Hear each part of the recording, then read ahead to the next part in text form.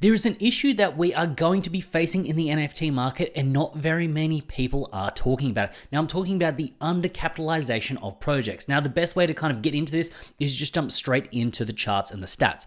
In January, we were sitting at around this kind of $3,000, sort of $2,500 to $3,500 mark.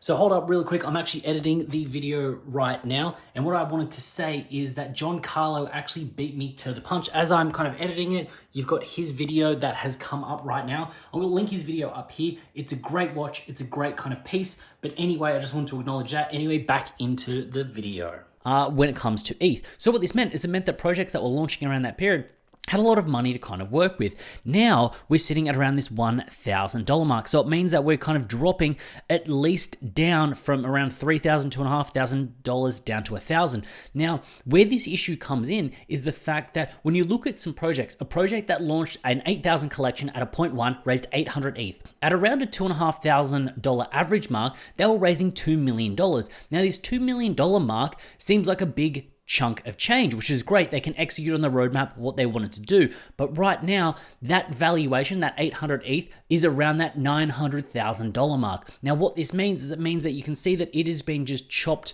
more than in half. Hey, real quick, less than 50% of you are subscribed. So scroll down there, hit up that subscribe button. Also, if you don't follow me on Twitter, head over onto Twitter right now.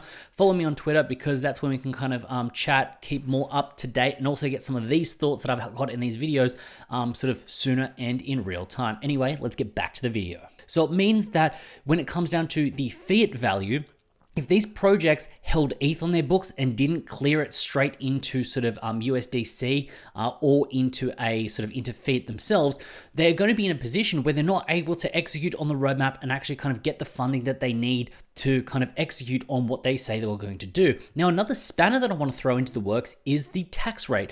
Now, when it comes down to the tax rate, the corporate tax rate is 28% in the US, which means that on that $2 million, they're going to pay approximately $550,000 in taxes. Now, when you actually look at this, so you're going, they had $2 million. Now, if they haven't actually liquidated all their ETH, they will be in a position where now they've got a $550,000 tax bill. If the ETH current value is at $900,000, that's going to leave them with sort of $450,000 US dollars because they have raised the amount of money, and the tax office is essentially going to be going, hey, you've raised $2 million, so we want our cut of that. It doesn't matter where the ETH has gone. Now, I know that there are subtleties in what you can then liquidate and then kind of reduce the capital gains, all those types of things. There are tricks and ways you can kind of reduce that. But when you just have a look at the straight numbers, the fact is, they raised $2 million, they're going to have to owe $550,000 in taxes, and the current value of their holdings is worth $900,000.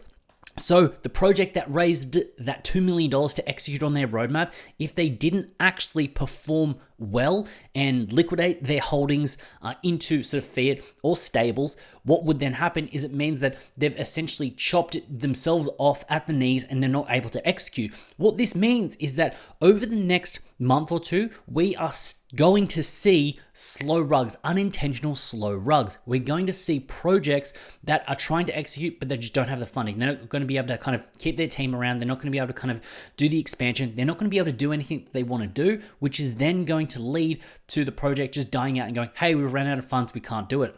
So currently, right now, that's what I'm kind of seeing. And a lot of people are seeing this, but a lot of people aren't thinking about how this plays out within that sort of 3, 4, 5 month term, because a project that has actually done the right thing, liquidated, got the sort of speculative asset, which is ETH, off their books and actually into something stable, budgeted, planned out, they're not going to be in a bad situation, because come the end of the year, if ETH does stay this low, there are going to be a whole bunch of bankrupt projects like this, and you're also going to see a whole bunch of bankrupt founders if they haven't set up these corporate structures in these ways, which will be sad for the space and will kind of just lead to more of a decline in the consensus when it comes down to the vibe and the feeling within the space.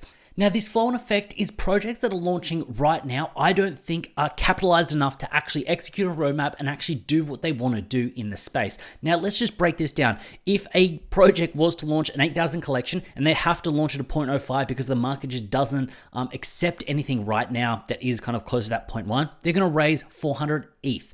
With that 400 ETH, they're going to do 900,000 in USD. With around 250,000 in taxes, they're going to be left with 650,000 US dollars.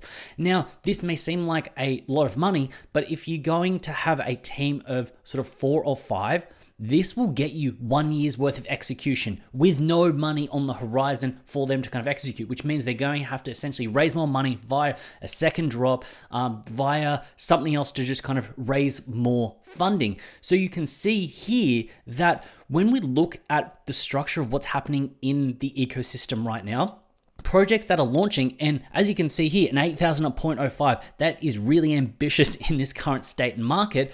Even at that point, that isn't sustainable. So we are going to see a lot of projects that are ambitious in what they want to do, think that they're going to be raising sort of $900,000 or $1 million, but they're then going to have to pay these taxes. Then if crypto does drop or ETH does drop and they don't get it off their books, they're going to be left in an even more dire situation. So the reason I'm kind of bringing this up, and it's not to kind of throw FUD, it's not to kind of make people feel a little bit uneasy about the space, but it's just to kind of bring the hard realities of what's actually happening. The idea that there are projects that are going to be undercapitalized, that are going to have enormous tax bills that are essentially going to go bankrupt. And it's not just going to bankrupt projects and entities, it's also going to bankrupt people. Now, I've spoken to some people that realized that they should have actually liquidated them. And if they could have gone back, they would have liquidated those holdings the moment they got them. This is where the idea of running a business comes into play. And this is where it gets a little bit hard because we are in a very highly speculative environment and things can go either way. Now, on the flip side, if ETH did run up to 4 or 5 sort of $1,000, you would have ended up with a whole bunch more money to deploy and a lot of work to actually kind of get done when it comes down to the project. But right now, we're in a situation where people are scared to invest, and we are going to end up in a position where projects are just going to be underfunded, and we're going to end up with a lot of slow rugs. So I don't want to be kind of pumping fear into the ecosystem. I wanted to kind of explain something that I have been seeing, and I've been having conversations with people behind the scenes on Discords and chats and things like that. The idea that bringing you this information, if this is something that you have also thought of yourself, you're then given the reassurance and you're given that confirmation that, hey, this is what I've been thinking is happening, and the fact that Nate's thinking about it and other people are thinking about it means that it is most likely going to be an issue and it will come up. Now, I'm not saying liquidate your holdings